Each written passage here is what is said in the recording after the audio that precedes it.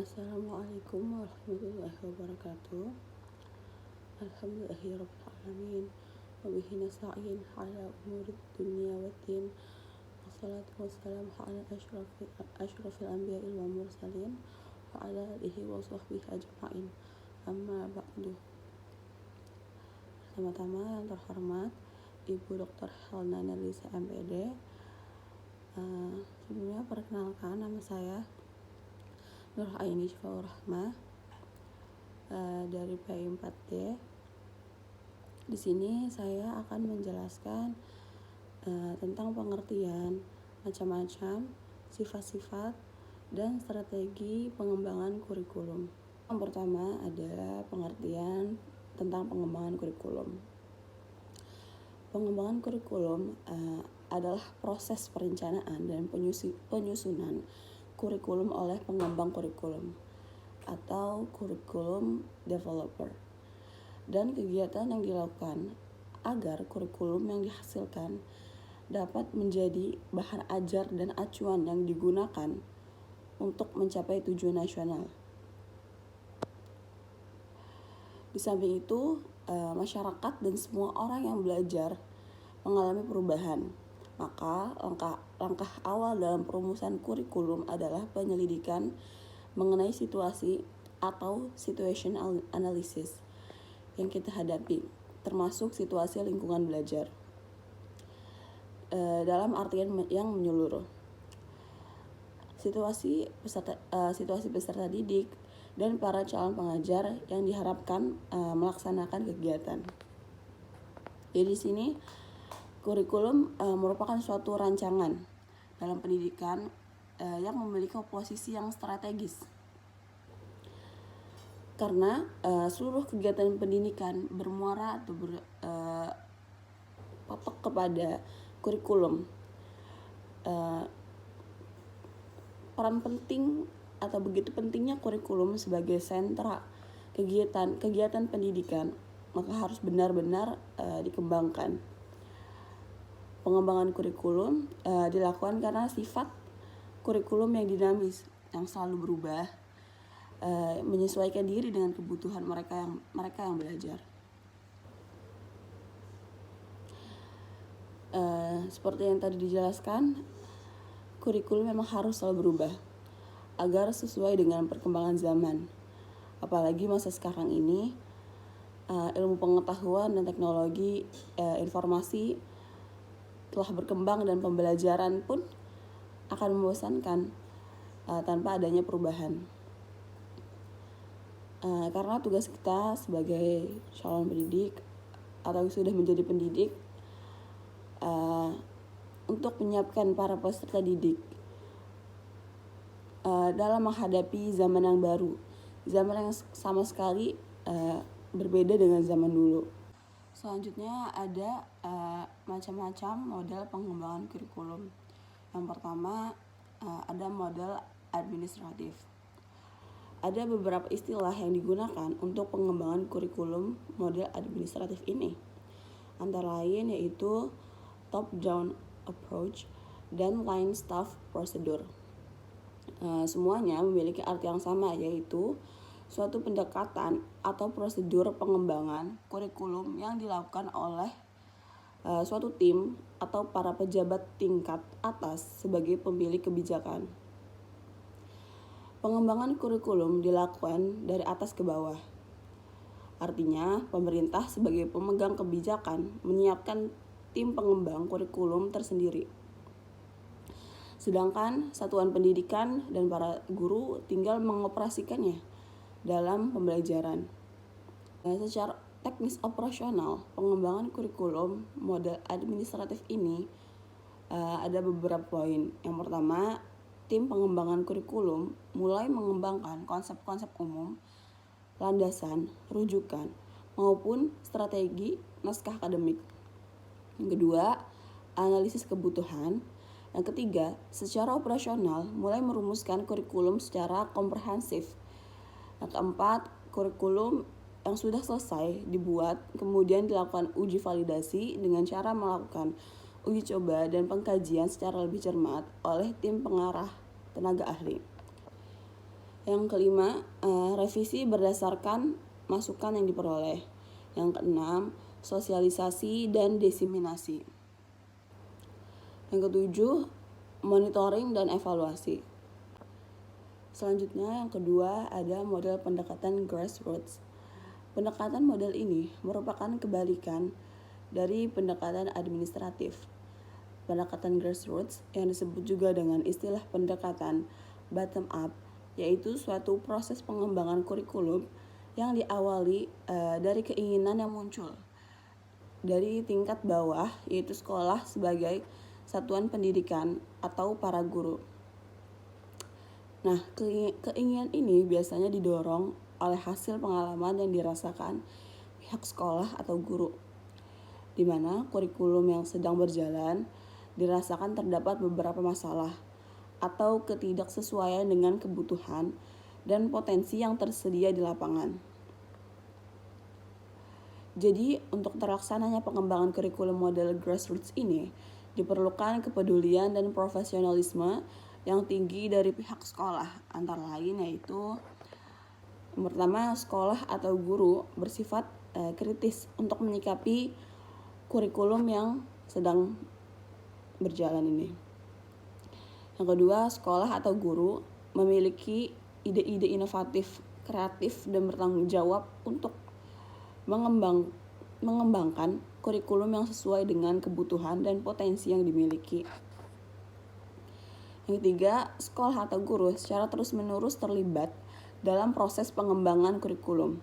Yang keempat, sekolah atau guru bersikap terbuka dan akomodatif untuk menerima masukan-masukan dalam rangka pengembangan kurikulum. Pengembangan kurikulum model grassroots ini secara teknis operasional bisa dilakukan dalam pengembangan kurikulum secara menyeluruh atau kurikulum yang utuh, maupun pengembangan hanya terhadap aspek-aspek tertentu saja. Misalnya pengembangan untuk satu mata pelajaran atau kelompok mata pelajaran tertentu. Pengembangan terhadap metode dan strategi pembelajaran, pengembangan visi dan misi, serta tujuan, dan lain sebagainya. Nah, jadi yang dimaksud dalam pengembangan kurikulum, baik pendekatan up-down approach maupun grassroots approach, secara teknis bisa pengembangan terhadap kurikulum secara menyeluruh atau kurikulum utuh, atau pengembangan hanya berkenaan dengan bagian atau aspek-aspek tertentu saja sesuai dengan kebutuhan siswa atau sekolah. Selanjutnya yang ketiga ada model demonstrasi. Model ini pada dasarnya bersifat grassroots, seperti model sebelumnya, datang dari bawah. Model ini diprakarsai oleh kelompok guru, bekerja sama dengan ahli yang bermaksud mengadakan perbaikan kurikulum. Model ini umumnya berskala kecil, hanya mencakup satu atau beberapa sekolah, atau satu komponen kurikulum, atau juga mencakup keseluruhan komponen kurikulum. Yang pertama seperti sekelompok guru dari satu sekolah atau beberapa sekolah ditunjuk untuk melaksanakan suatu percobaan tentang pengembangan kurikulum. Yang kedua, kemudian hasilnya disebarluaskan di sekolah sekitar. Yang keempat, model Beauchamp. Pengembangan kurikulum dengan menggunakan metode model ini dikembangkan oleh Beauchamp, ahli di bidang kurikulum. Hal ini memiliki 5 bagian pembuat keputusan. 5 tahap tersebut adalah: yang pertama, memutuskan arena atau lingkup wilayah pengembangan kurikulum, suatu keputusan yang menjabarkan ruang lingkup upaya pengembangan. Yang kedua, menetapkan personalia atau tim para ahli kurikulum, yaitu siapa-siapa saja yang ikut terlibat dalam pengembangan kurikulum. Yang ketiga, tim menyusun tujuan pengajaran kurikulum dan pelaksanaan proses belajar mengajar. Untuk tugas tersebut perlu dibentuk Dewan Kurikulum sebagai koordinator yang bertugas juga sebagai penilai pelaksanaan kurikulum tersebut. Dalam memilih materi pelajaran baru, menentukan berbagai kriteria untuk memilih kurikulum mana yang akan dipakai, dan menulis secara menyeluruh mengenai kurikulum yang akan dikembangkan. Yang keempat, implementasi kurikulum, yakni kegiatan untuk menetapkan dalam menerapkan kurikulum seperti yang sudah diputuskan dalam ruang lingkup pengembangan kurikulum. Yang kelima, ada evaluasi kurikulum. Selanjutnya ada model yang kelima, yaitu model Rogers. Carl Rogers adalah seorang ahli psikologi yang berpandangan bahwa manusia dalam proses perubahan mempunyai kekuatan dan potensi untuk berkembang sendiri. Tetapi karena ada hambatan-hambatan tertentu, ia membutuhkan orang lain untuk mempercepat untuk perubahan tersebut.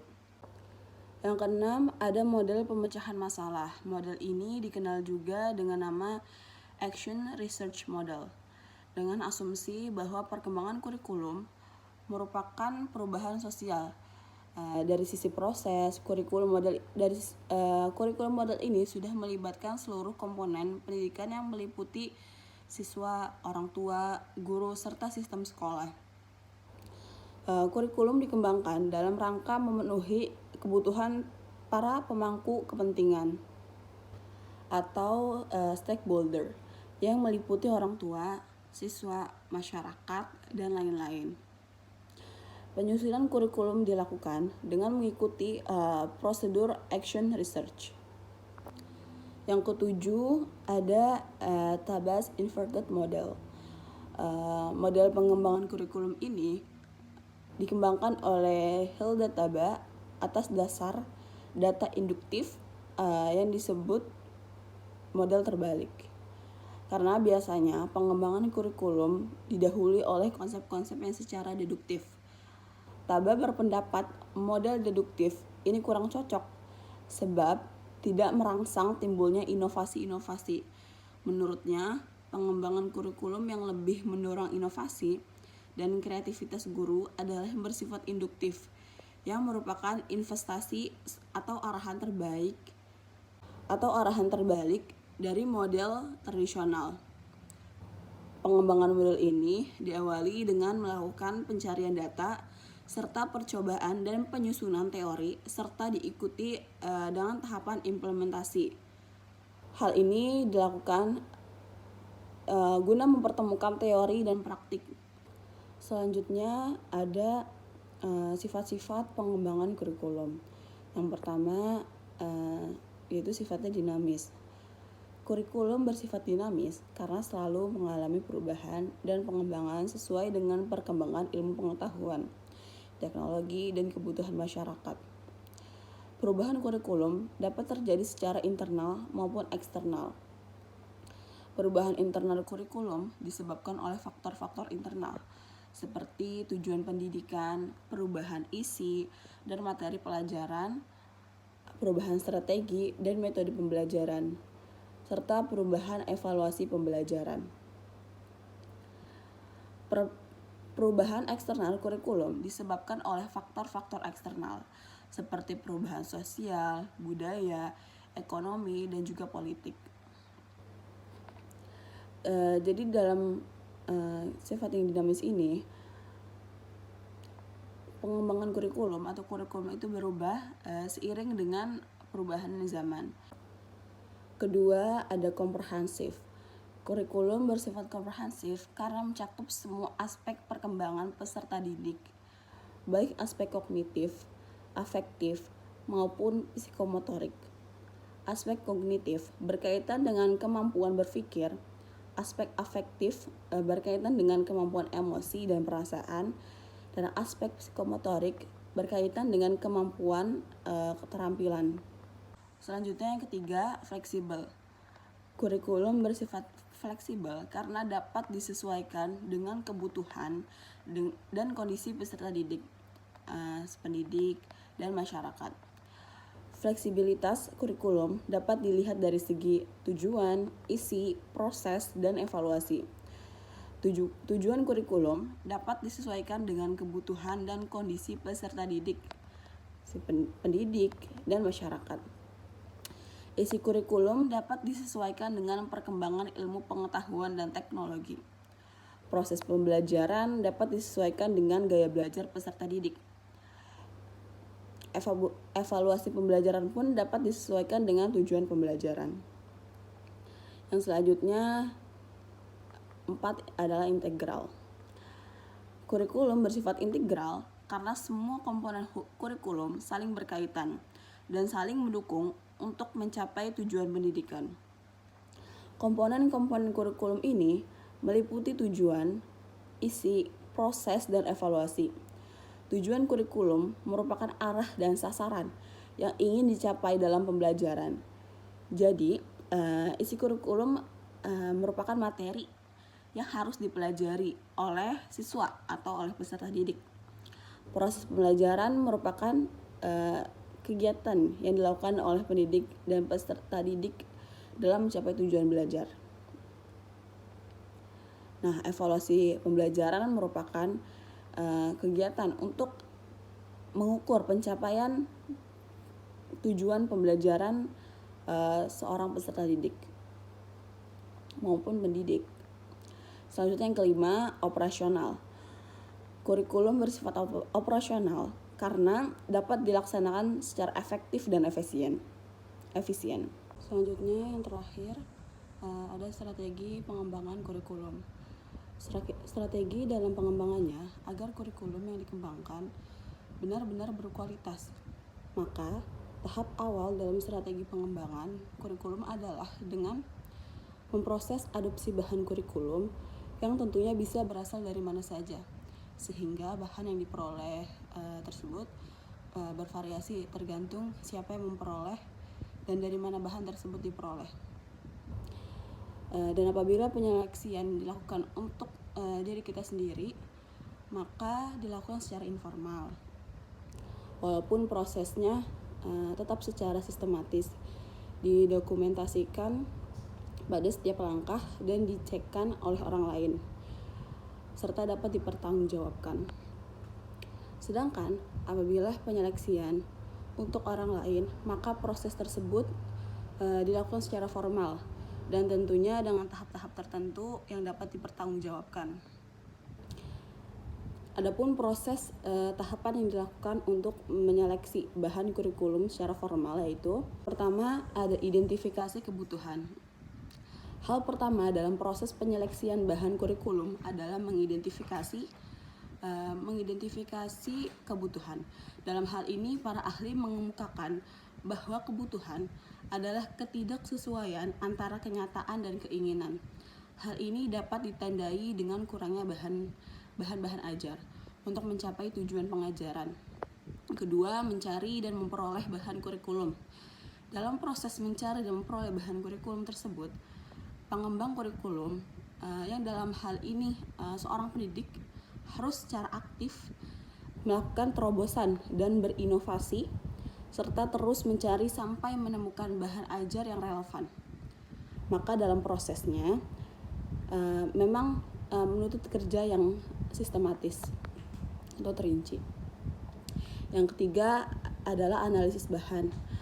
Analisis adalah suatu kegiatan yang dalam hal ini memisahkan berbagai bahan materi menjadi bagian-bagian kecil untuk kemudian diuji tiap bagian itu serta apakah berkaitan satu sama lain atau tidak.